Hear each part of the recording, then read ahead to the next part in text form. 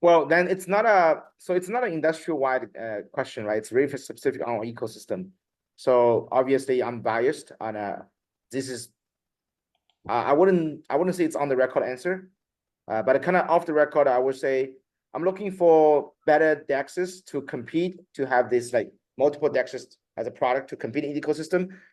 Macaron is a team we know, we trust, but they have their limitation as well. If you look at the Solana, for example, right? They have Serum, they have Radium, they have Jupiter, they have others. Jupiter, of course, is a DEX aggregator, right? And we are now, exploring that with Rubik. For ecosystem to have good trading and experiences for users, it needs to have like different type of user interface across, and also target user kind of approach, right? So Macaron is Uniswap v2. Uniswap v2 has a pros and cons compared to Uniswap v3 model. And Macaron has interesting design with the curve stablecoin pool. So for DEXs, I think I wouldn't say necessarily I'm the user, but I will assume some people wants to look for some kind of AMM model come DEXs as well, right? Something almost Jupiter kind of working on, right? In Solana, there's a Drift, which is a very interesting kind of a AMM model kind of UI, but it's perp DEX. So I would consider in the DeFi composability side, all the DeFi stack, right? Solana did a good job in the last 2 years, although they went through a very hard kind of bear market. But a lot of the products pretty solid with good user experience. Obviously, Solana has different culture, different asset protocol, different architect. But at the end of the day, it's about a good trading experiences. Macaron is very kind of this like, it's funny cartoon design, right? I wouldn't think it's very serious kind of design. For other user, for example, some kind of whale or some kind of like high frequent traders, I don't think that serves the demand.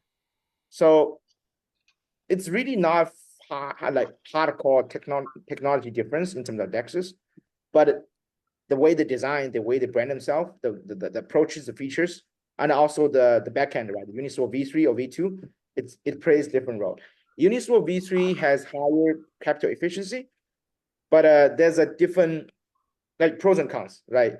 And there are a few DEXs which are very innovative. I saw like they have a way to make it programmable on the liquidity pools.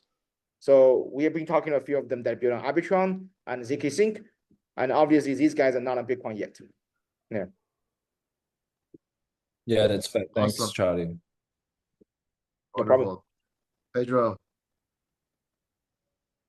Thank you very much, Charlie, for your insights. I'd like to ask about you talked about real world assets tokenization, and I wanted to ask you about why do you think which would be the best candidates of real world assets to tokenize, in your opinion? And what characteristics would these assets need to have to be tokenized easier than others? And why hasn't been done this in the past? Why do you think now is the time to tokenize real world assets, and while in the past this couldn't be done massively? Yeah, well, real world assets has certain bottlenecks still, right? DeFi Llama, all kinds of on-chain data platform doesn't really recognize those as like TVL or on-chain assets, which make them kind of hard for all kind of ecosystem to engage, because at the end of the day, we're looking at on-chain assets, right? So there's like different platform like RWA.org and a few others kind of working on that. So what I can speak on behalf of Bitlayer is we're talking to Chainlink very closely. They have this like data stream and a prover attestant kind of tooling. They are actually working with all kinds of real world assets. But if you ask me why this is a cycle real world assets is kind of picking up, I think it's really just for the sake of, well, the Bitcoin ecosystem, the whole Web3 ecosystem kind of exhaust, how to say that? We went through all kinds of asset types already, right? We have all the NFT assets, which is like community-driven assets being, built by social consensus. A lot of them died out, right? And then stablecoin are here to stay. We have a lot of stablecoin assets already, right? And then we want to tap into the real world stuff, right? And in the past, people were exploring the real estate, which most of them didn't work out, and with all kinds of reasons. I don't think I'm the expert to deep dive on that, but it doesn't, like, many reasons didn't work out, at least not have mass adoption. And now this cycle, we talk about TBO, we talk about like AI competition power, and many other things, which is very programmable, which is easy to quantify, and which has real value, right? And we can measure the value, right? And those are the value can be put into collateralization, right? And can have a way to have the proof of asset, proof of reserve, and then that will, the fact we can recognize it and actually break the bridge between the world, like Web 2 and Web 3, and I think that's a way to engage the asset side on the supply and the demand side as well.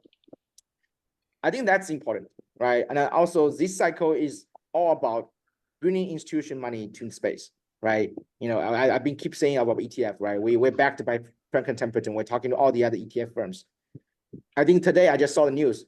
ETF just surpassed 20 billion on Bitcoin purchasing power. I would honestly argue we don't even enter the Bitcoin or Web3 bull cycle yet for the retail. Only the institutions are actually entering the space, right? I think real world assets just somehow as a narrative just clicked for all the institutions, right?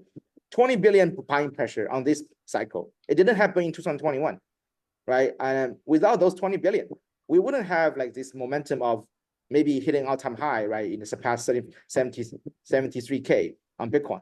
It's not gonna happen, right? The retail is a small echo chamber in the Web3 world right now.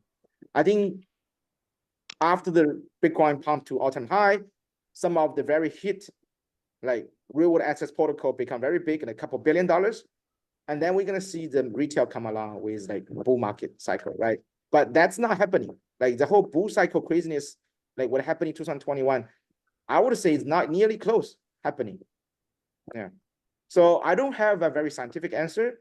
It's all moving parts. Real world assets, some people even think it's a fake trend. I think it's a real trend with fundamentals, but it's still early stage. Yeah.